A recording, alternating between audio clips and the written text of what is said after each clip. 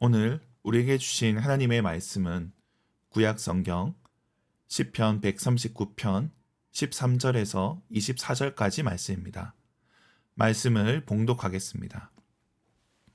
주께서 내 내장을 지으시며 나의 모태에서 나를 만드셨나이다. 내가 주께 감사하옴은 나를 지으심이 심히 기묘하심이라. 주께서 하시는 일이 기이함을 내 영혼이 잘 아나이다.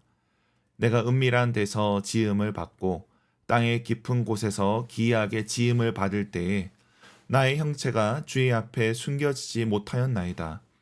내 형질이 이루어지기 전에 주의 눈이 보셨으며 나를 위하여 정한 날이 하루도 되기 전에 주의 책에 다 기록이 되었나이다. 하나님이여, 주의 생각이 내게 어찌 그리 보배로우신지요. 그 수가 어찌 그리 많은지요. 내가 세려고 할지라도 그 수가 모래보다 많도소이다. 내가 깰 때에도 여전히 주와 함께 있나이다. 하나님이여, 주께서 반드시 악인을 죽이시리이다. 피 흘리기를 즐기는 자들아, 나를 떠날지어다. 그들이 주를 대하여 악하게 말하며 주의 원수들이 주의 이름으로 헛되이 맹세하나이다. 여호와여, 내가 주를 미워하는 자들을 미워하지 아니하오며 주를 치러 일어나는 자들을 미워하지 아니하나이까. 내가 그들을 심히 미워하니 그들은 나의 원수들이니이다. 하나님이여, 나를 살피사 내 마음을 아시며 나를 시험하사 내 뜻을 아옵소서. 내게 무슨 악한 행위가 있나 보시고 나를 영원한 길로 인도하소서. 아멘. 매일 성경 순서에 따라 시편 말씀을 살펴보고 있습니다. 오늘 함께 나눌 시편은 139편의 뒷부분입니다. 어제 본문에서 시인은 자신을 감찰하실 하나님에 대한 묵상을 했습니다. 오늘 본문도 어제에 이어지고 있습니다. 오늘 본문 13절에는 시인이 하나님께서 모태에서부터 자기를 만드셨다 고백합니다. 하나님을 묵상하는 가운데 나를 지으신 그 순간까지 생각하게 됩니다. 그런데 모태에 대한 묵상은 보통 고통의 때를 염두에 둡니다.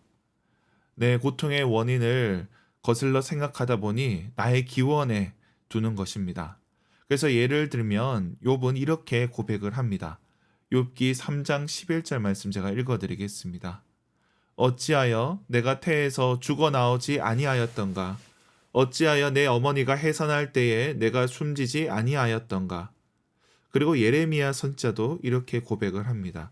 예레미야 20장 14절과 18절 말씀을 읽어드리겠습니다.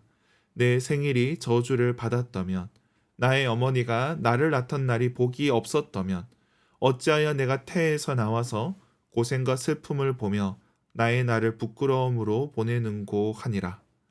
이처럼 모태에 대한 언급은 괴로움과 고통을 전제로 합니다.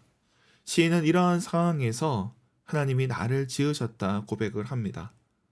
더불어 모태에서 아이가 생겨나는 것은 인간이 설명할 수 없는 부분입니다. 물론 지금에야 뱃속의 아이도 사진을 찍지만 그럼에도 불구하고 아직 알려지지 않는 부분들이 많습니다. 인간의 지혜로, 인간의 이성으로 그 모든 과정을 알 수 없습니다. 그런 가운데 하나님께서 나를 지으셨다고, 비록 내가 이해할 수 없지만 하나님께서 함께 하셨다는 것을 묵상하고 있습니다. 그리고 이제 16절에 이 모든 것이 주의 책에 다 기록되었다 고백합니다. 나의 인생의 날들, 과거와 오늘, 미래의 일들도 하나님의 정하신 바임을 고백합니다. 그렇게 모든 일을 정하신 하나님, 그분의 생각은 시인이 헤아릴 수 없습니다. 그래서 18절에 하나님의 생각을 셀 수 없다 고백합니다. 그의 이성과 지성으로 하나님의 뜻을 다 파악할 수 없다는 겁니다. 그리고 이제 19절로 넘어갑니다.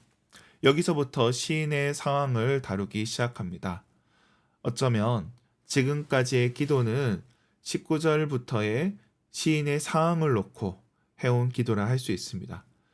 19절에는 악인과 피 흘리는 자들을 언급합니다. 시인을 둘러싸고 있는 피 흘리는 자들, 악인들이 있다는 겁니다. 저들이 주님을 대적하고 미워하고 있다고 말합니다. 그래서 여기서 대적은 시인의 대적을 넘어 하나님의 대적, 하나님의 원수로 묘사되고 있습니다. 그래서 시인은 하나님께 그 원수들을 갚아주실 것을 구하고 있습니다. 그런데 우리가 생각해 봐야 될 부분이 있습니다. 비록 시인이 원수라고 하나님의 대적이라고 표현을 하였지만 저들도 주의 이름으로 맹세하는 자들입니다. 20절에 보면 저들이 헛되이 맹세한다고 하지만 그러나 저들조차 성도일 수도 있다는 것입니다. 그런 가운데 어찌 보면 내가 악인일 수도 있다는 겁니다. 그래서 23절에 보면 나를 살피시고 나를 시험하실 것을 구합니다. 내가 대적들에 대해서 고발하며 악인이라 했지만 내가 악인은 아닐까 성찰하는 겁니다. 하나님 앞에서 내가 잘못한 것이 있는지 아닌지, 내가 악인인지 돌아보는 겁니다. 어쩌면 내가 의인이라 생각했을지라도 이에 대해 살펴봐야 되는 겁니다. 잘못된 확신으로 죄를 지은 것은 아닌지 돌아봐야 합니다. 그리고 하나님께 구합니다. 영원한 길로 인도하소서. 이러한 간구로 시인은 기도를 마무리하고 있습니다. 시인은 고통과 고난의 상황, 억울한 일을 당했음에도 하나님의 인도하심을 구하며 기도를 마무리하고 있습니다. 사실 우리는 스스로를 객관적으로 보기 어렵습니다. 자기 중심적이라 내가 선이고 내가 옳다고 생각을 합니다. 그러나 하나님 앞에서 내가 과연 옳을 수 있는가? 내가 틀린 것은 아닌지 돌아봐야 됩니다. 때로는 내가 선이기에, 내가 옳다고 생각하기에 더 큰 악을 행할 수도 있습니다. 역사 속에서 그런 일들이 참으로 많이 있습니다. 스스로를 선으로 생각하는 이들이 더 잔혹한 일들을 벌일 때가 있습니다. 그러므로 우리가 원수들에게 공격을 당하고 억울하게 몰리더라도 과연 그러한지, 내가 하나님 앞에서 선한지 살펴봐야 된다는 겁니다. 그런 자기 반성이 없다면 우리는 무조건 하나님은 내 편이고 내가 선이라고 생각을 하고 그러다 더 큰 악을 행하게 될 것입니다. 그런 가운데 하나님께서는 겸손한 자의 하나님이 되십니다. 우리가 하나님 앞에 겸손히 설 때, 그분의 은혜를 구할 때 주님께서 우리를 건져주십니다.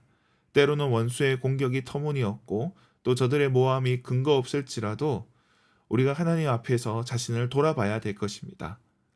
그때 하나님께서 시인과 함께하듯 우리와 함께하여 주실 것입니다. 오늘 하루 우리 인생을 영원한 길로 인도하시는 하나님을 의지하시기 바랍니다. 그분께 우리의 모든 상황을 아뢰시기 바랍니다. 그렇게 주님을 의지하는 저와 여러분이 되길 주님의 이름으로 축원합니다. 기도하겠습니다. 하나님 아버지, 우리를 모태에서부터 지으셨고 우리의 모든 것을 기록하신 줄 믿습니다. 연약한 저희를 돌봐 주시고 붙잡아 주시니 감사합니다. 그러나 주님, 때로는 억울한 일을 당할 때도 있고 공격을 받을 때도 있습니다. 악한 자들이 우리를 칠 때가 있습니다. 이러한 저희를 불쌍히 여겨 주옵소서. 크고 작은 일에 은혜를 더하여 주시고 주님의 도우심을 힘있게 하여 주옵소서.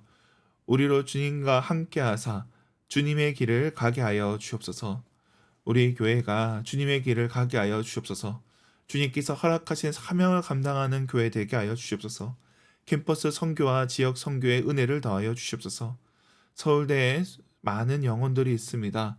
저들이 주님께 돌아오게 하여 주옵소서.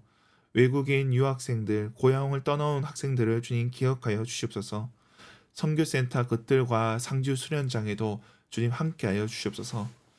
입시가 진행 중에 있습니다. 수험생들과 주님 함께하여 주시고 우리 자녀들의 앞길 가운데 주님 은혜를 더하여 주옵소서. 우리 가운데 연약한 지체들이 있습니다. 병상에 있는 자들, 또 고통 가운데 있는 자들을 주님 긍휼히 여겨 주시고 주님께서 저들에게 치유와 회복의 은총을 허락하여 주시옵소서. 경제적인 어려움으로 고통받는 자들에게 주님 필요한 것들을 공급하여 주시옵소서. 우리의 청년들과 함께하여 주시고 또 저들이 겪고 있는 여러 가지 삶의 문제들을 넘어설 수 있게 하여 주시옵소서. 오늘도 주님 앞에 나온 권속들, 주님의 성도들을 기억하여 주시고 저들의 기도 가운데 주님 응답하여 주시옵소서. 감사드리며 예수님의 이름으로 기도드립니다. 아멘.